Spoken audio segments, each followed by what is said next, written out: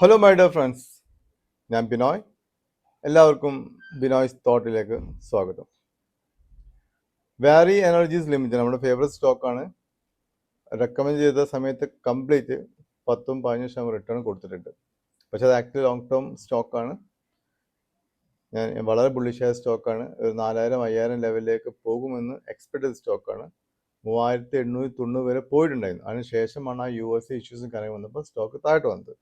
So ഇപ്പം continuous ആയിട്ട് ആ ഒരു സെക്ടറിൽ നെഗറ്റീവാണ് കാണുന്നത്. വാരിയും പ്രീമിയർ ഒക്കെ തന്നെ ഇറങ്ങി വന്നു. പ്രീമിയറൊക്കെ 1160 വീണ്ടും പോയിരുന്നു, പിന്നെ അവിടെ നിന്ന് ഇറങ്ങി വന്നു. സോ എല്ലാവരും വാരി എനർജീസിന് എന്ത് ചെയ്യണം എന്നുള്ള ചോദ്യം, അതുകൊണ്ടാണ് ഞാൻ ഈ ഒരു വീഡിയോ എടുത്തത്. അതുപോലെ തന്നെ RVNL റെയിൽ വികാസ് നിഗം ലിമിറ്റഡിനെ പറ്റി ഒരു വീഡിയോ ഇടാൻ വേണ്ടി ഞാൻ പറയുന്നുണ്ട്. റെയിൽ വികാസ് നിഗം ലിമിറ്റഡ് നമ്മൾ ചെറിയ റേറ്റിൽ പറഞ്ഞ് 600 രൂപ വരെ പോയ സ്റ്റോക്കാണ്.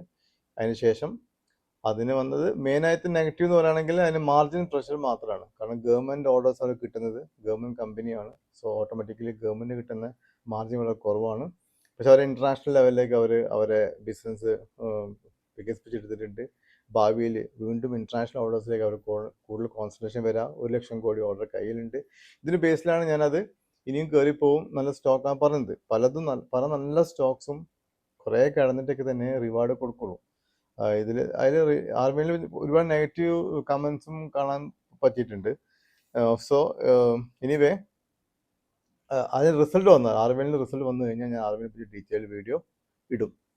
ഓക്കെ, ഞാൻ കെയ്ൻസ് ടെക്നോളജി പറ്റി വീഡിയോ ഇട്ടിരുന്നു, സെമി കണ്ടക്ടർ. അതിൽ ചില കമൻസ് വളരെ മോശമായ കമൻസ് വന്നിട്ടുണ്ട്. പക്ഷേ എനിക്ക് മനസ്സിലാവാത്ത വേറെ ആ ഒരു സ്റ്റോക്ക് കെയ്ൻസ് ടെക്നോളജി ഞാൻ റെക്കമെൻഡ് ചെയ്തതിന് ശേഷം 10% കയറിയിട്ടുണ്ട്. 3 വീക്സ് മുന്നേ ഇട്ട ഒരു കമ്പനിയാണ് കെയ്ൻസ് ടെക്നോളജി. അത് 3%, 8-10% കയറിയിട്ടുണ്ട്. പിന്നെ ഈ നെഗറ്റീവ് കമൻസിൻ്റെ എന്താണ് അർത്ഥം എന്നും സത്യമായി മനസ്സിലായിട്ടില്ല. സോ എനിവേ ഇന്ന് നമുക്ക് വാരി എനർജീസ് പറ്റി ഒന്ന് നോക്കാം. RVNL റിസൾട്ട് വന്നതിന് ശേഷം ഒന്നുകൂടെ റിവ്യൂ ചെയ്യാം.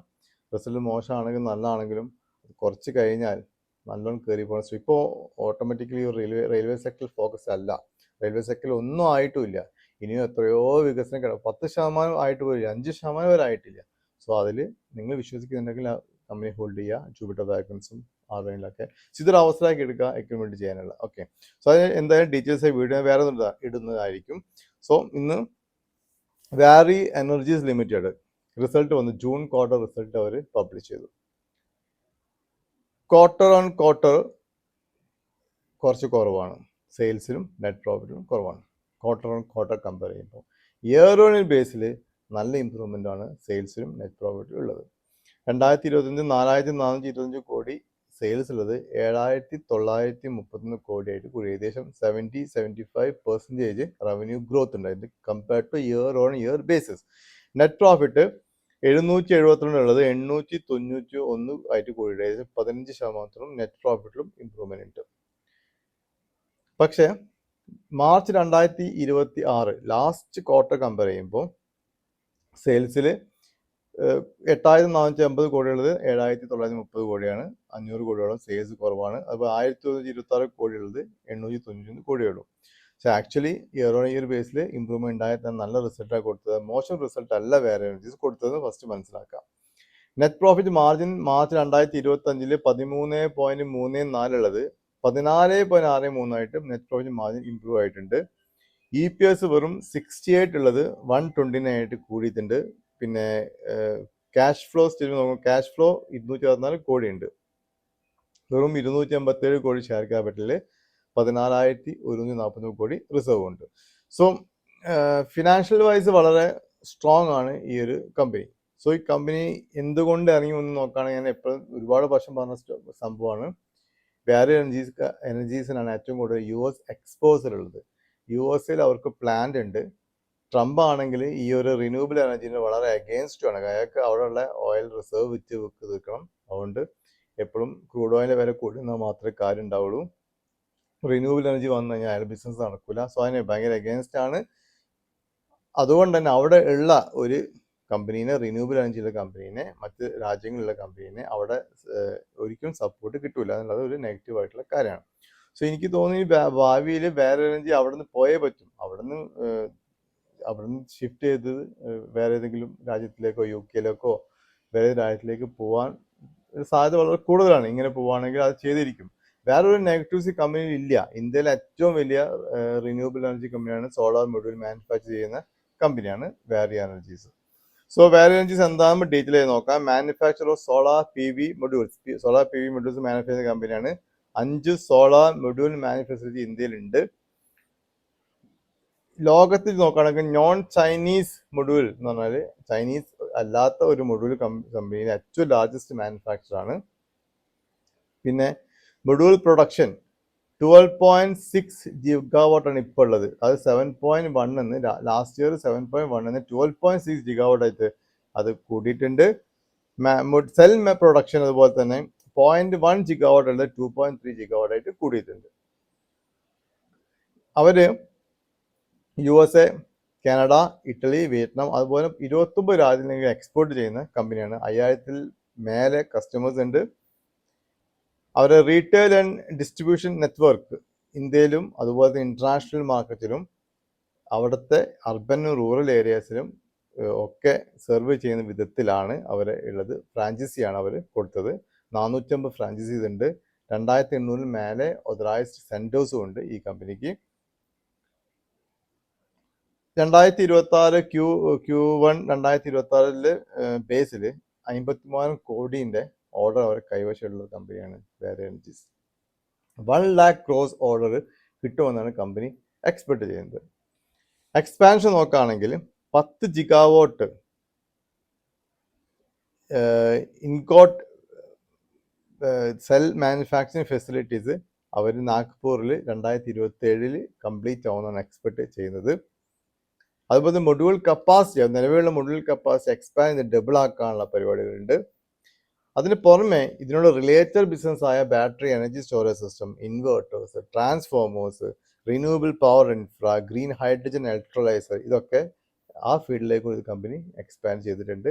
അത് വെൽ കൺട്രോളിലാണ് എക്സ്പാൻഡ് ചെയ്യുന്നത്. വേറെ ബുദ്ധിമുട്ടുകളൊന്നും ഇല്ലാതെ തന്നെയാണ് അവർ ഇത് റിലേറ്റഡ് ഫീൽഡ് ആയതുകൊണ്ട് വേറെ ബുദ്ധിമുട്ടുകളൊന്നും ഇല്ലാത്തതാണ്. സോ ഇത്രയും വലിയൊരു കമ്പനി നമുക്ക് ആക്ച്വലി പറയുകയാണെങ്കിൽ അതിൻ്റെ ഇയർ ലോയിലാണ് ഇപ്പോൾ കിട്ടുന്നത്. അതിൻ്റെ ഇയർ ലോ 2680 2403 ഇപ്പോൾ സ്റ്റോക്ക് ഇപ്പോൾ ട്രേഡ് ചെയ്ത് 2680-ലാണ്. അത് 3865 പോയിരുന്നു. നമ്മൾ റെക്കമെൻഡ് ചെയ്ത ഓരോ പ്രാവശ്യം 5-6% സ്റ്റോക്ക് കയറിയിട്ടുണ്ട്. ഇപ്പോൾ ഓവറോൾ ആ ഒരു സെക്ടറിൽ ഫോക്കസ് ഇല്ല, അതുകൊണ്ടായിരിക്കാം. നമുക്കൊരു ഇപ്പോൾ തന്നെ 2650 ഒരു 2900-3000 ടാർഗറ്റിലേക്ക് എളുപ്പത്തിൽ പോകാൻ സാധ്യത വാരി എനർജീസ് കിട്ടുന്നുണ്ട്. വേണമെങ്കിൽ നിങ്ങൾക്ക് പ്രോഫിറ്റ് ബുക്ക് ചെയ്യാം, അതല്ലെങ്കിൽ ലോങ് ടേം ഹോൾഡ് ചെയ്യുക. വിറ്റ് കഴിഞ്ഞ് വേണമെങ്കിൽ താഴത്തെ പിന്നെ വീണ്ടും വാങ്ങണം. ഇപ്പോൾ ലേറ്റസ്റ്റ് ന്യൂസ് പ്രകാരം PM സോളാർ സരോവർ യോജനയും അതുപോലെ തന്നെ ഫ്ലോട്ടിംഗ് സോളാർ യോജനയും ഈ ക്യാബിനറ്റ് അപ്രൂവ് ചെയ്തിട്ടുണ്ട്. അത് ഒക്കെ ഈ ഒരു സെക്ടറിന് ഫേവറബിൾ ആണ്. ഇനി അതിന് ഷെയർ ഹോൾഡിംഗ് പാറ്റേൺ നോക്കാം. പ്രൊമോട്ടേഴ്സ് 64.12% സ്റ്റേക്ക് ഹോൾഡ് ചെയ്യുന്ന ഒരു സിംഗിൾ ഷെയർ അവർ പ്ലഡ്ജ് ചെയ്തിട്ടില്ല. 64.30 ആയിരുന്നു ലാസ്റ്റ് ജൂൺ 2025. അവിടുന്ന് 0.18 കുറഞ്ഞിട്ട് 64.12 സ്റ്റിൽ അവർ ഹോൾഡ് ചെയ്യുന്നുണ്ട്. പക്ഷെ ഇൻട്രസ്റ്റിംഗ്ലി FIS ഒരു കൊല്ലം കൊണ്ട് 2.68 ഉള്ളത് 8.57 സ്റ്റേക്ക് ആക്കിയിട്ട് കൂട്ടി. ജൂണിലും കൂട്ടിയിട്ടുണ്ട്. അവരൊന്നും കാണേണ്ട സ്റ്റേക്ക് കൂട്ടൂല. DIS 2.86 ഉള്ളത് 4.08 ആയിട്ട് ഒരു കൊല്ലം കൊണ്ട് കൂട്ടിയിട്ടുണ്ട്. അതേസമയം പബ്ലിക്കിന്റെ കയ്യിൽ ഒരു കൊല്ലം മുന്നേ 21.95 സ്റ്റേക്ക് ഉള്ളത് ഇപ്പം വെറും 16.5 സ്റ്റേക്ക് ആയിട്ട് കുറഞ്ഞിട്ടും ഉണ്ട് എന്നുള്ളത് ശ്രദ്ധിക്കേണ്ട ഒരു കാര്യമാണ്. Present price 2650, year high 3865, year low 2403. നമുക്കൊരു ടാർഗറ്റ് 2900-3000 ടാർഗറ്റ് വെച്ചിട്ട് ഹോൾഡ് ചെയ്യാം. 10 രൂപ ഫേസ് വാല്യൂ ഉള്ള കമ്പനി, ഭാവിയിൽ സ്പിറ്റ് ആവാനും ബോണസ് തരാനും ഒക്കെ സാധ്യതയുള്ള ഒരു കമ്പനിയാണ്. പി റേഷ്യോ 19.2 ഉള്ളൂ. ഇൻഡസ്ട്രിയൽ പി 29 ഉണ്ട്. സോ ഈ ഒരു ലെവലിൽ 3700, 4000, 4500 റേഞ്ച് ഒക്കെ ഫെയർ ആയിട്ടാണ് അതിൻ്റെ. ഡെപ്റ്റ് ഇക്വിറ്റി 0.22. ഇത്രയും വലിയ കമ്പനിക്ക് ഇത്ര എക്സ്പാൻഷൻ പ്ലാൻസ് ഉണ്ടായത് 0.22 ഉള്ളൂ ഡെപ്റ്റ് equity. Face value 10. Return on equity 32.8, return on capital employed 38.82 ആണ്.